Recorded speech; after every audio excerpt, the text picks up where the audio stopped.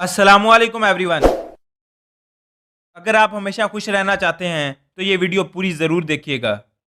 کیا تم خوش نہیں رہتے جبکہ تمہارے پاس اچھا گھر ہے، اچھی فیملی ہے، اچھا خاصا بزنس ہے یا اچھی جاب ہے، مگر ان سب کے باوجود تم خوش نہیں رہتے؟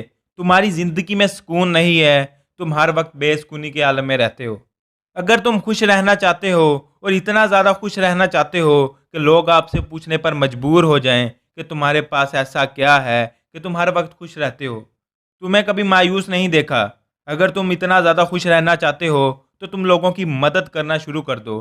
اگر تمہارے پاس کسی چیز کا علم ہے تو بغیر کسی مفاد کے لوگوں میں بانٹنا شروع کر دو۔ اگر تمہارے اندر کوئی سکلز پائی جاتی ہے تو بغیر کسی مفاد کے لوگوں کو سکھانا شروع کر دو۔ اگر اللہ تعالیٰ نے تمہیں مال و دولت دیا ہے تو بغیر دکھاوے کے لوگوں کی مدد کرنا شروع کر دو۔ تو یقین جانو آپ کی بے سکونی والی زندگی سکون میں تبدیل ہو جائے گی، آپ خوش رہنا شروع ہو جاؤ گے، آپ کی ساری ٹینشنز ختم ہو جائیں گی۔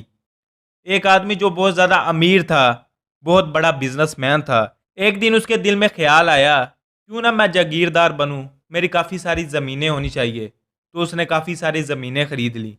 پھر کچھ عرصے بعد اس کے دل میں خیال آیا کہ میرے پاس اچھی اچھی گاڑیاں ہونی چاہیے، تو اس نے اچھی اچھی بہت ساری گاڑیاں خرید لی۔ مگر ان سب کے باوجود وہ اپنی زندگی سے خوش نہیں تھا۔ پھر اس کو کسی نے کہا کہ فلاں جگہ پر کچھ معذور بچے رہتے ہیں، ان کے پاس ویل چیئرز نہیں ہیں۔ اس نے ویل چیئرز لی اور اس جگہ پر چلا گیا جہاں معذور بچے رہتے تھے، اور اپنے ہاتھوں سے معذور بچوں کو ان ویل چیئر پر بٹھایا۔